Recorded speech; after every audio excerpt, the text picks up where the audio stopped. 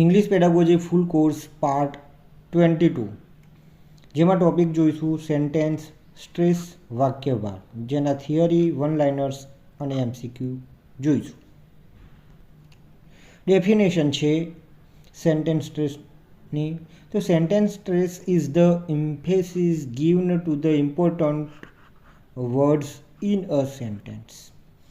તો sentence stress શું છે? તો sentence stress is the emphasis given એટલે કે ભાર આપવામાં આવે છે to the important words. Important જે વર્ડ હોય છે, મહત્ત્વના શબ્દો હોય છે એના પર. ઇન અ સેન્ટેન્સ વાક્યમાં.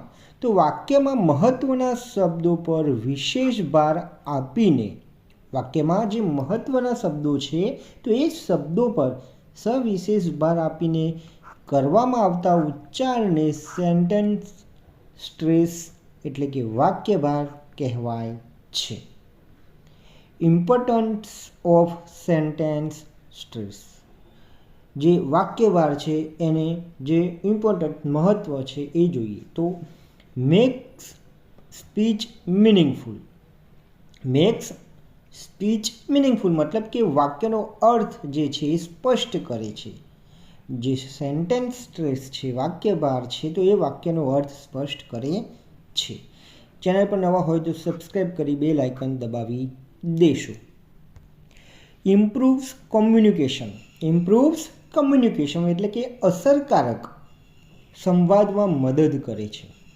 અસરકારક જે સંવાદ છે એમાં શું કરે છે? મદદ કરે છે. થર્ડ છે helps listener understand the main idea.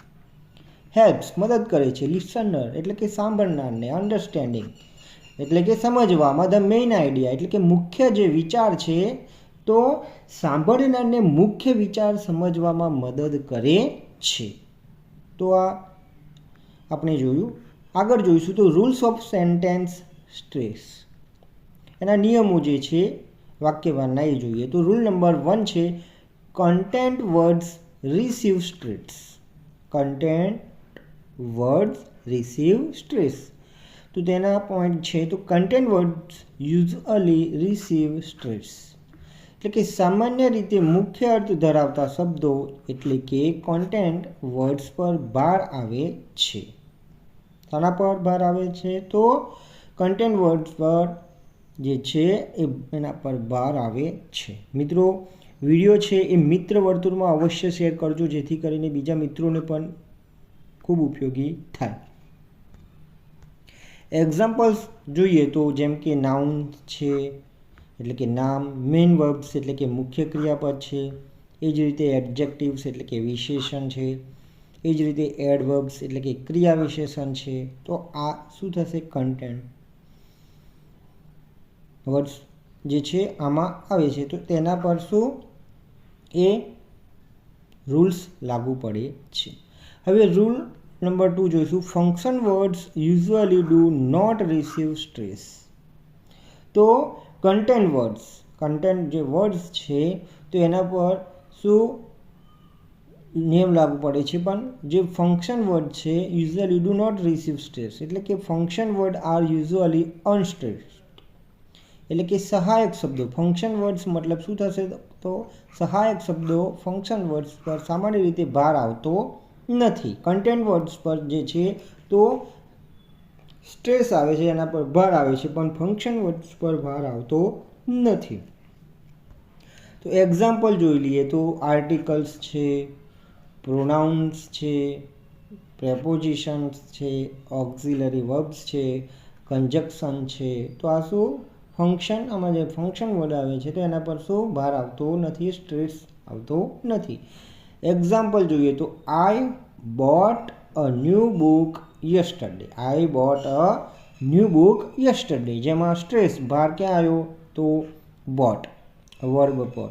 એ જ રીતે ન્યૂ બુક, તો આ જે કોન્ટેન્ટ વર્ડ છે એના પર શું તો ભાર આવે છે. એ સિવાય તમે જોઈ શકો છો તો અહીં આઈ છે, એ છે અને યસ્ટરડે છે. તો એના પર જે છે ભાર આવતો નથી. ફંક્શન વર્ડ્સ છે એટલે એના પર એ ભાર આવશે નહીં. આગળ જોઈશું વન લાઇનર નોટ્સ છે એ જોઈએ. સેન્ટેન્સ સ્ટ્રેસની. તો sentence stress mean emphasizing important word in a sentence. તો સેન્ટેન્સ સ્ટ્રેસ એટલે કે વાક્યના મહત્ત્વના શબ્દો પર ભાર આપવો. સેન્ટેન્સ સ્ટ્રેસ એટલે કે વાક્યના જે મહત્ત્વના જે શબ્દો હોય છે, ઇમ્પોર્ટન્ટ વર્ડ્સ હોય છે, એના પર શું એટલે કે ભાર. Content words usually receive stress. Content word પર સામાન્ય રીતે ભાર આવે છે. કોન્ટેન્ટ વર્ડ જે છે એના પર શું આવે છે? સામાન્ય રીતે ભાર આવે છે. Function words are usually અનસ્ટ્રેસ્ડ.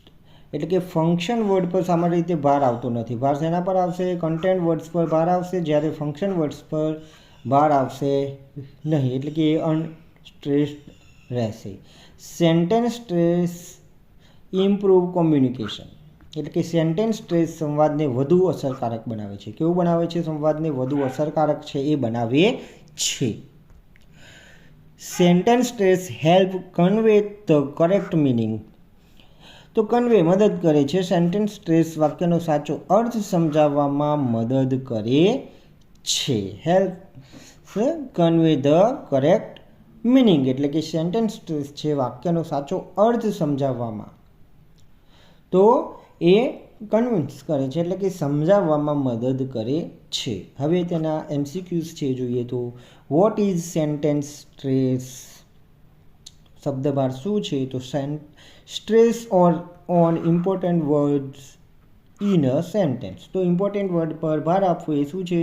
તો સેન્ટેન્સ સ્ટ્રેસ છે. સેન્ટેન્સ સ્ટ્રેસ એટલે વાક્યના મહત્ત્વના શબ્દો પર ભાર આપવો.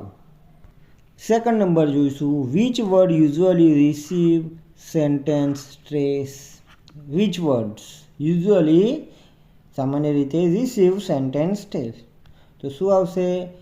Content words. શું આવશે? Content words.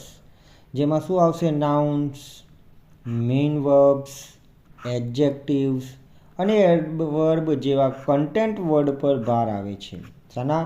આ કન્ટેન્ટ વર્ડ કયા કહેવાશે? તો નાઉન્સ જે ટોપિક છે, મેઇન વર્બ્સ છે, એડજેક્ટિવ્સ છે, એડવર્બ્સ છે, એ કન્ટેન્ટ વર્ડ્સ કહેવાશે અને તેના પર શું આવે છે? તો રિસીવ સેન્ટેન્સ સ્ટ્રેસ એટલે કે એના પર ભાર આવે છે. થર્ડ નંબર છે which of the following is usually not stressed. Usually not stressed એના પર સામાન્ય રીતે ભાર આવતો નથી. તો શું આવશે? આર્ટિકલ. તો આર્ટિકલ શું છે? એક ફંક્શન છે. તો આર્ટિકલ એ એન્ડ ધ સામાન્ય રીતે ભાર વિનાના હોય છે.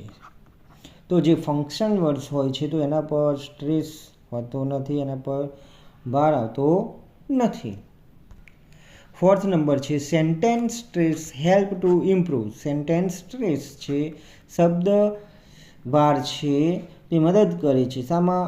તો ઇમ્પ્રૂવ કોમ્યુનિકેશન, વાતચીત કરવામાં. તો સેન્ટેન્સ સ્ટ્રેસ અસરકારક સંવાદમાં મદદ કરે છે. પાંચમા નંબરનો જે છે MCQ જોઈએ તો which sentence shows correct stress. કયું વાક્ય છે એ સાચું જે સ્ટ્રેસ ભાર છે એ સૂચે છે? તો answer is B. I bought a new book. I bought a new book. જેમાં જે કેપિટલમાં દર્શાવેલ છે તો એના પર શું સ્ટ્રેસ આવે છે? અહીં book boat I bought a new book. I bought a new book જેમાં આ બોટ પછી છે ન્યૂ અને બુક મુખ્ય અર્થ ધરાવતા શબ્દો હોવાથી તેમના પર ભાર આવે છે. મિત્રો વિડીયો ગમ્યો હોય તો વિડીયોને લાઈક કરજો. ચેનલ સબસ્ક્રાઈબ ન કર્યો હોય તો સબસ્ક્રાઈબ કરી બેલ આઇકન દબાવી દેશો. અને વધુ વિડીયો માટે ઇંગ્લિશ પેડાગોજી જે ફૂલ કોર્સની જે પ્લેલિસ્ટ છે તો ત્યાં જઈને તમે વધુ વિડીયો જોઈ શકો છો.